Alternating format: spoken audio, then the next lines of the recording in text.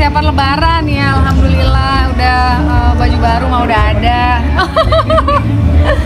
Jadi ya itulah, sama aja. Sekarang tuh anak-anakku si kembar 6 tahun alhamdulillah lagi belajar puasa full nih, subuh maghrib, jadi lagi fokus ke situ. Terus udah gitu ini kan udah mau 10 hari terakhir ya, lagi fokus. Kalau aku sih ngejar Lailatul Qadar, amin. Gitu. Kalau Ustadz ya biasa dengan acara-acaranya, jadi tetaplah Bang Toyib lah jarang pulang. Ada yang beda nggak dari puasa tahun ini sama tahun kemarin mungkin? Enggak, kayaknya bertahun-tahun sama aja tuh. Suami buka sama sahur nggak di rumah. Gimana sih Kak rasanya? Rasanya Istri Ustadz Kak? ya pokoknya dinikmatin aja, semuanya suka gitu kan. Kalaupun emang kita nggak ketemu saat sahur tapi masih bisa nonton di TV gitu, ada orangnya. Terus walaupun buka kayak gini, aku acara, Ustadz acara, terus nanti kita kayak ketemuan di tengah-tengah, deketnya di mana gitu. Jadi kayak janjian saat pacaran gitu. Kak, tadi bangunin anak-anak belajar puasa nih, banguninnya ada drama nggak sih? Ini mereka susah.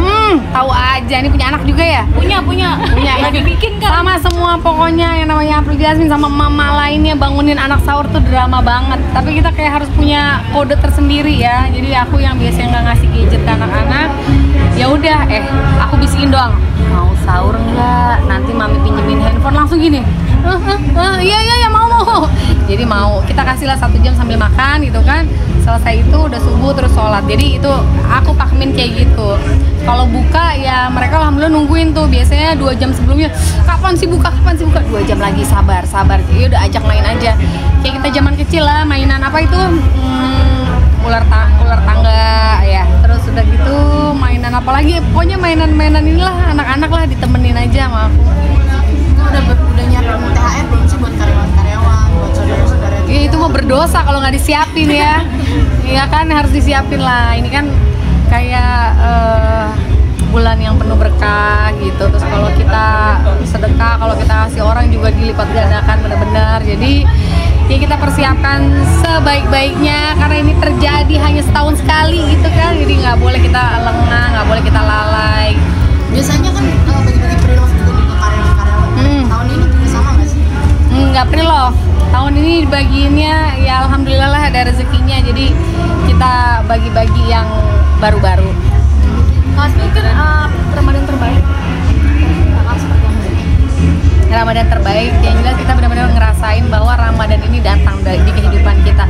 Kita ngerasain puasanya bukan cuma nahan lapar dan haus, tapi benar-benar bisa puasa lisan, bisa puasa hati gitu kan.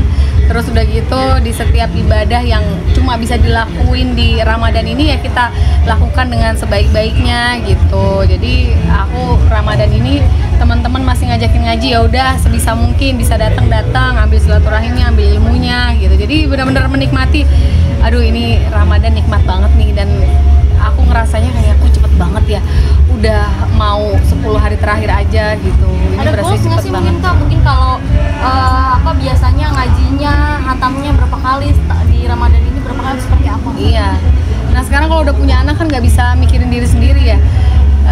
Aku udah harus nanemin ke anak-anak bahwa puasa ini sesuatu yang nikmat gitu, yang Allah kasih di sini banyak pengampunan. Kita memohon sama Allah untuk diampuni dosa-dosa. Terus udah gitu kita juga memohon untuk hidup yang berkah gitu. Jadi aku udah banyak ngasih itu sih ke anak-anak supaya mereka tuh ngerasanya ini puasa tuh bukan terbebani gitu. Kalau dulu kan kita kecil puasa terus diem-diem ya. Dulu tuh aku ingat banget kecil di bawah kolong tempat tidur makan, minum gitu, ngumpet-ngumpet. Jadi ngerasanya ternyata puasa bisa ngumpet-ngumpet. Nah ini yang aku hindari dari anak-anak aku gitu. Jadi aku bilang kebayang ya gitu, kalau kita cuma 1 bulan diminta sama Allah untuk puasa, orang-orang lain di luar sana yang nggak punya makanan kadang-kadang setiap tahun sepanjang tahun yang ngerasain hal yang kayak gini gitu. Jadi mereka bilang, iya mami kasihan ya. Bahkan alhamdulillah anak-anakku, mami nanti habis lebaran aku juga mau puasa. Nggak apa-apa aku bilang, tapi puasanya nggak setiap hari, jadi puasanya Senin Kamis. Nah aku udah pengen pakemin nih sama anak-anak, Senin Kamis ayo kita puasa bareng-bareng. Tradisi pulang kampung nggak? Iya dong, kan aku sekarang tinggalnya di Bogor, jadi aku punya kampung Jakarta. Gak gaya banget. Jadi biasa kayak tahun kemarin hari pertama itu kita open house dulu buat tetangga-tetangga gitu kan, jamaah-jamaah di Bogor. Nah setelah itu langsung pulang kampung tuh ke Jakarta. Nah sisanya liburan anak kayaknya pingin ini rencana si kembar mau masuk pondok, jadi aku pengen sowan ke kiainya yang di sana di Malang insya Allah. Jadi pengen sowan, terus pengen lihat juga, semoga anak-anak mau mencoba untuk pondok, jadi kita taruh di sana. Kenapa akhirnya memutuskan anak buat mondok? Ini kan si kembar emang nempel banget ya sama kamu. Gimana tuh drama ini kan susah ya ngelepas anak. Iya, jadi ini si kembar ini yang satu si Mahir nih udah bilang, Mami, aku tuh pengen nyoba ke pondok, aku pengen tinggal di pondok, rasanya kayak iya, pengen sendiri alhamdulillah. Jadi aku juga justru aku sama Ustadz nguatin hati, bisa gitu ya. Nah karena mereka kembar mungkin enak kali ya berdua gitu, kayak mereka punya teman gitu, nggak ketakutan kemana-mana. Jadi aku bilang ya udah nggak apa-apa, itu tempat yang bagus buat kalian belajar, nuntut ilmu gitu. Terus Mami sama Ayah pasti bakalan sering ngejenguk. Ya udahlah, Bismillah lah ya kan, daripada akunya sama Ustadz juga sibuk, terus udah gitu nanti khawatir tidak terlalu memperhatikan. Jadi kita coba ambil pendidikan pondok kayak Abang Sultan dulu lagi. Terus kita aku juga bisa sambil belajar dan kerja, terus Ustadz juga bisa fokus kerja gitu. Jauh banget di Malang mungkin Kak, pertimbangannya. Umur berapa sih Kak? Iya, tahun ini 7. Tahun ini 7. Aku juga minta yang deket sih. Terus Abang Sultan waktu itu deket ya? iya, jadi sekarang Abang Sultan waktu itu di Karawang lumayan. Nah sekarang mungkin Abang Sultan juga mau pondok tapi yang deket. Karena kalau Abang Sultan ini aku memang harus perhatiin banget gitu. Nah kalau dua anak ini agak lebih pemberani nih. Jadi ayahnya bilang udahlah, nanggung lah, biar mental mereka terbentuk. Terus kita kan juga pengen punya anak laki-laki yang ini ya, yang bisa manfaat lah buat orang banyak gitu. Terus bisa ngedoain aku sama Ustadz juga gitu kan. Jadi ya udah, kita kasih sekalian tempat yang bener-bener dia bisa belajar ilmu yang terbaik lah di sana.